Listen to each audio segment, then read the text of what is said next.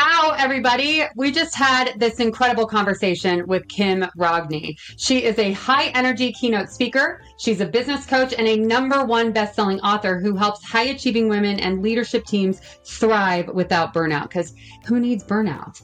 After 25 years of leading a top producing real estate brokerage, Kim founded the For the Love of FLO, a personal and professional development company that hit 6 figures in its very first year. She's now spoken on over 30 plus podcasts, led trainings for leadership teams, and developed keynotes for audiences of over 350 people.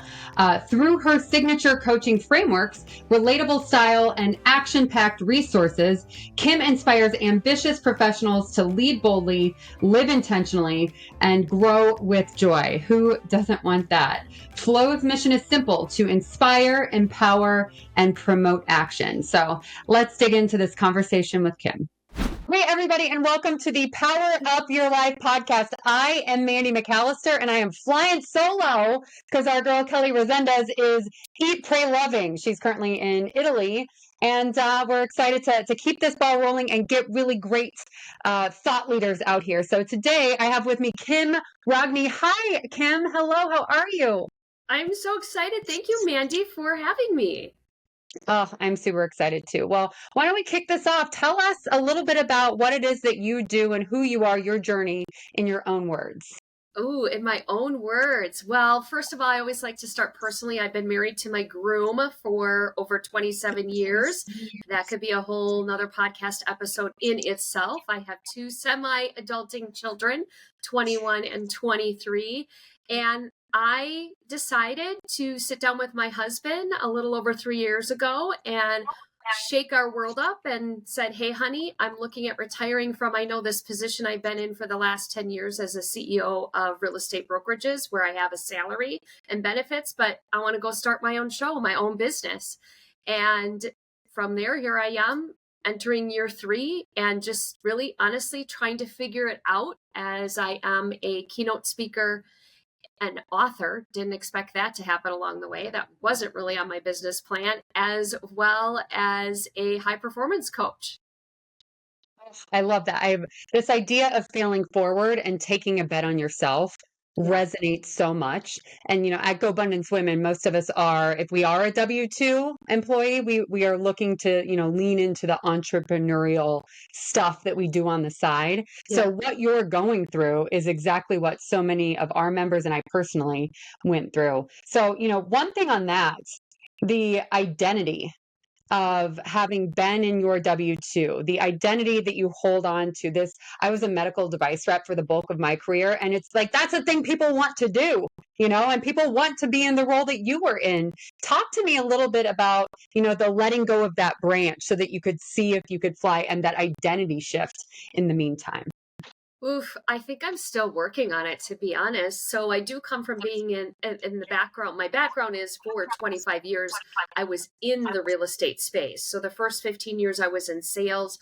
I knew what it felt like to be 1099, 100% commission. But the last 10 years, probably the most formative years of our children's lives as we were getting ready for them to go off to college, I was on a salary. And so you do get used to that. So when we talk about identity, really what I had to do was take a step back and choose. Well, I didn't choose. What had happened is I had a traumatic skiing accident, which forced me to slow down and really think about what I wanted to do with the second half of my best life. I mean, I believe I'll be on this earth till I'm 100 and healthy and vibrant. And during that forced slowdown is when I just really did some self-reflection and took time to get to know myself a little bit better to decide what I wanted to do. And so that's where I started the identity shift and the identity change.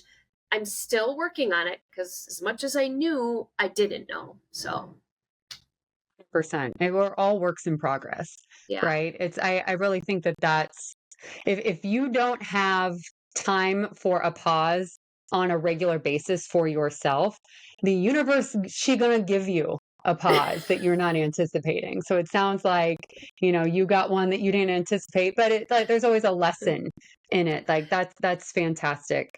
to hear. I do feel like, no matter what version of yourself you become, there's times that you felt stuck, right? And I love this picture behind. If you're listening on podcast, you don't see this "don't quit," but it actually has Oh, everything blacked out, so all you see is "do it." yeah. I absolutely love that. But feeling stuck, what are some things? Maybe two vantage points here. What are things hmm that you do to get yourself unstuck? And being a high performing coach, what are some patterns that you see that is the biggest mistake when people feel stuck? Yes, I love that question so much. So, first of all, for myself, if we just go back to when I had the forced slowdown, and I did really feel stuck. I remember saying to my coach, I feel trapped. I actually use the words trapped because Mm. I'd been in that industry for so long, and I was like, what else am I going to do? And my household, my lifestyle depends on my income. So I used the word trapped. One of the things that I did, this is a great tactical for anybody, is we've all taken assessments. We're all growth minded, right? So whether it's DISC or Enneagram or Strength Finders, and I 10x everything. Like I take everything. Like, what's your animal? What's this? But interesting enough, even all of the times that I did that with my leadership team, I really kind of scanned my own, right? If you look at a disc, and I know I'm a very high D and I'd be like, yep, yep, yep. It was like the D would come out and be like, yep, no, I know I'm that, moving on, whatever. But a great thing to do is to actually read all of the words and process it and think about it. And now that we have AI, I would even attempt to upload all of those to AI and ask AI based on this, what would you say based on this, my natural strengths would be maybe a great position for me or a great easy additional income. We talk about additional income all the time, but it doesn't have to be that hard if it's something in your natural. So that's what I did personally that helped me rediscover who I am and be okay with it without trying to compare to somebody else and just process it and think through it. And I actually printed it. I put it in a binder. I read it like a book. I got out a highlighter. I did all this weird stuff that I normally wouldn't have. So that could be something people could do. And then when my clients are getting stuck, it's really, they know they want something more, but they don't know what the more is. That's the whole clarity. Like, how do we get clarity? Because here's the thing, what we wanted in our 20s, in our 30s, in our 40s, and I'm now in my 50s, is very Hey, different. girl. And it's also understanding that it's okay to want something different. I mean, I can't do the same things I do now that I did when my kids were 2 and 4, but we cannot discover that or get out of being stuck unless we actually take the time to think and turn our brains off and maybe write and maybe journal and maybe read some great prompts that help us think through it. And so those are some of the tacticals that I'll have my coaching clients do when they're feeling that way and giving themselves enough time. It's not like this is one and done over a weekend. Sometimes we need to sit and marinate in those thoughts for a little bit. I love it. These high D, high I, high performers. Yeah, yeah, yeah. It's fine. I'm done. Right. But it's Yeah, right. The most stressful thing is the quiet in some ways. Like I used to right. say that I would way rather run 10 miles than take an hour yoga class because it was way more stressful to be in Yeah. the quiet. But that is where the real truth, the inner knowing comes from. So you mentioned in order to find clarity, things that you tell your coaching clients to do, it's getting quiet, backing up, spending the time looking at prompts. Are there any other actionable things that someone's looking for clarity that you would have them do? I would say dream, like 10x the Hmm. dream, right? If we think about the economics, right? And if you had an extra $10,000 every month, what would you do with it? But what if you had 100,000, right? What Mm. do you love to do? And what would that look like? Like, I really love experiences. I love right now, I'm a little obsessed even, with my kids. Like, we don't technically need more stuff. Yeah, I'd like more stuff, don't get me wrong. But, can we go to a concert, right? So we like to do those things or do a yoga class together or make candles or whatever. But if I had 10 times more money, um, I don't know, we could hop on a plane and go to the Red Rocks in Colorado and go to a concert there. And oh, by the way, maybe sit in the front row to see Adele, which I know those are probably $25,000 a ticket or whatever it might be. But sometimes that can help. Really thinking about what do you enjoy? I was listening to an older podcast. It was a couple years ago, and it was Mel Robbins, and I don't remember who she was interviewing, but she talked about ordering dessert at dinner. I loved this example. She loves to order all the desserts because people never can decide what dessert, and it's like, who cares if we only have one bite? It's decadent. And so that example was given, and she's like, oh my gosh, wouldn't that be amazing if I could order dessert for everybody in the restaurant? Right? And so that's just an example, right? And so sometimes we haven't dreamt for a while, or we're just too busy to, or we're too busy to slow down. And so sometimes that can help. And then we can break it down on, okay, how can we step by step, little by little, get a piece of that? Oh, I love that. The open up your brain and let yourself go further than you ever dreamed of going, Yeah. and I there was a Tony Robbins exercise that I did once that you just put a price to it. Yeah. This idea of I want to belong to a jet membership. What does that actually cost? And then, it starts to feel a lot more achievable once you can put a price tag to it. Um, Tell me a little bit about some unconventional strategies, some things that you really firmly believe that other people might not agree with. Ooh, I don't know if this one is unconventional. It's just something that I've been testing. And so one of the commitments that I made when I started my business for the love of, which by the way is interesting because whenever I go to a convention or I go to a networking event, they'll print out a name tag and they'll be apologetic and they'll be like, we're so sorry. We missed a word. What is it? For the love of? And I'm like, actually, there is no word there. You get to fill in the blank. For the love of peace, for the love of joy, for the love of running a profitable business. But anyway, when I started my business back in January of 2023, one of the things that I committed to, and this isn't unconventional, but it might be for some that are listening, I decided I was going to every morning do some daily mindset journaling. We've all heard this before, whether you've read Hal Elrod's Miracle Morning and done the Savers or whatever it might be, or maybe you get new notebooks every time you go to a convention and you try it. I had been a very consistent journaler. Piles of them, right? I would do it a week, then I wouldn't. Then I would do it, 2 weeks, and then I wouldn't, whatever. And I also wanted to do something quick, right? This is it. We're going to do this real quick to get my mindset right. And throughout that journey, what had happened is I was about 3 weeks into it, and I had a girlfriend who had texted me, and she had said, hey, Kim, I'm looking to be held accountable to my belief and my mindset, and I would like to create a new habit. I said, well, I don't know, girlfriend. I'm doing this journaling thing that they, right, meaning they that are already like 10 steps ahead of me, say works. And I'm like, I don't think it does because I'm a doer and I just like to do, but they're saying it works. I said, why don't we do this together, and then we'll send each other a picture and hold each other accountable. My friend Cindy was diagnosed with ALS in 2020. It is 2025. By all accounts, she should not be alive. That journaling started the journey of her getting her mindset right. And the way that she would send me the pictures of her journal entries, she would look at an iPad and she no longer can speak, but she can point with her eyes, and then she would text me it. And so I started sharing her story, and I'm like, okay, it's not necessarily unconventional, but it kind of is, because I didn't believe that this really worked, because I have always been a high achiever.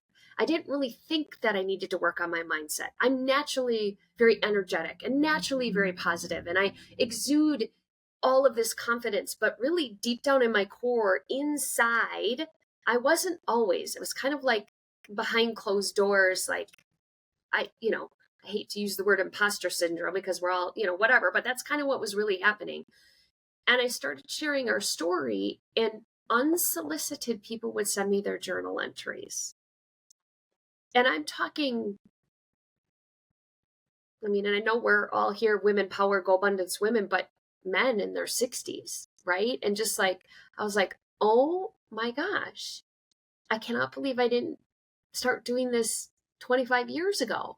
So I do coach my clients to that. Now I have my own journal now and all this kind of stuff, but I do coach them to start with a 5 minute something, whatever works for them, so that they don't just go do.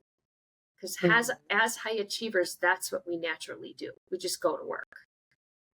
That resonates with me so much. Don't just go do.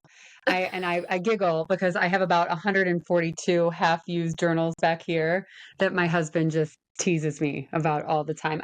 That is beautiful. And I feel like you have a TED Talk in there too about journaling. So that is phenomenal. It sounds like that is a primary ritual that you have that helps you find success. Are there any other recipes that you see your clients go through or you go through when you're looking to find success in something new? Yes, for sure. We can talk about time, right? We all have the same amount of time. And especially the industry, and the majority of the people I coach are in the real estate space because that's where I came from. But most of the people that I coach are either that or they are 100% commission, whether it be the financial, they're in finances or mortgage, or maybe they own their own small business where they're 100% accountable to their income. And, we can work 24/7. I mean, we just can, right? And even now with technology.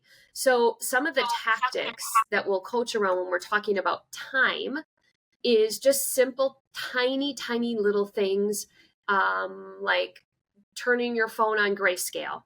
I don't know if you've ever done that before, but it is ugly. Like, it is no longer going to look like Disney World. Setting timers. We do lots of timer setting. When we go into our calendar and we actually time block for our big rocks, we'll actually set timers, and we'll set timers for 45 minutes, no more than 90 minutes, and make sure to take a 10-minute break without your phone to do kind of these deep breathing activities. But they're tiny. So what I'm talking about is really tiny. Right now, we're concentrating on taking our lunch away from the desk. So I didn't realize I ate my lunch at my desk as much as I did, but I'm currently working with a nutritional coach. Something happens, ladies, when your body is over 50. Okay. We'll save that one for another episode too. But anyway, so I've been logging my meals on this app, and I was looking at my pictures for the last 6 weeks, and I'm like, oh, my computer is in almost every picture. Oh my gosh. And so 20 minutes, taking your lunch 20 minutes away from your desk. That is something very simple, easy you can do. That's not, again, that 20 minutes will make a huge difference in your production, in your energy, in your soul, right? And taking that break. So those are some of the tinies right now that we're talking about as a group in time. And then my last one will be, this came from, I have a marketing director, social media marketing director. And she said, you want to know what, Kim, do you know what your tagline really should be? It should be, I am the only coach that will make you take time off. So we talk a lot about time, and we talk a lot about how, we don't need to wear our badge of honor of chaos. And really deep down in my core, I'm working really, really, really hard with my entrepreneurs to make them take off. And we're just talking one day a week, not every day of the week. And it is hard. And busyness just becomes this smokescreen. It becomes this badge of honor that, I worked however many hours and I'm always doing something. And it's a thing to bond over and complain with friends about. But it's not good. It's learning to relax is something that I'm actively working on. I love this idea of, your productivity does increase. If you are, if you force yourself, if you need to be achieving something at all times, if you reframe it that this is going to help my productivity by eating your lunch somewhere else as I hide my almonds that are next to my desk, Oh, I already ate mine, girl, in my little fourth cup. Look at I mean, Because I got the massive bag in the, yeah, but it's all, if I reframe it, if anybody reframes it, just that this will help me get more done when yeah. I am doing, then it's maybe an easy way to con yourself or, ninja trick yourself into making that change. In this big process of making this big change, and again with all your clients that you work with, maybe for you personally, what is the biggest mistake that you made in your transition from W-2 to self-employed? Ugh. Well, I know exactly what it is. So it's doing too much. So when I was working with my publisher on For the Love of Self, it just so happened I'm very blessed. It was my sister is a publisher, so that's also why I was able to put this together. But she's also a creative like me and a visionary like me. And I don't know if we were necessarily the most healthiest to work together because we were constantly creating more. I have a library of probably 25, I am not exaggerating, 25 models, systems, and things that could turn into mini publications. So I would I would do a free webinar and I would coach. I did one called Giving Thanks. And I love acronyms. And so THANKS was an acronym, time, whatever it was. And she took that and she was like, oh, give me that recording, and took that. And we created this big PDF, right? And I was like, oh my gosh, we got to make a mini book out of that. And it probably was about 18 months in ish. And my marketing director had said to me, she's like, what are we talking about? Like, what is the thing? And it reminded me of something that I read about Steve Jobs when he went back to Apple. I was like in the late 1990s. And he said to everybody, I am so confused about this catalog back in the day when it was like a printed catalog. I am so confused about this catalog. I don't even know what we're talking about. And he like slashed it by thousands. Like the catalog was just full and cut employees and all of this. And he's like, we need to talk about one thing. So that was the biggest mistake. And I still struggle with it. And I also believe entrepreneurs also struggle with it.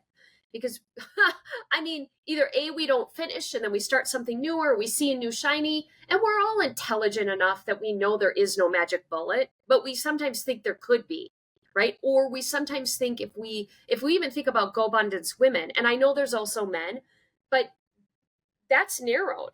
And sometimes we think when we get narrowed, we're also going to miss out on something else. I feel that way. I primarily do speak to and coach women.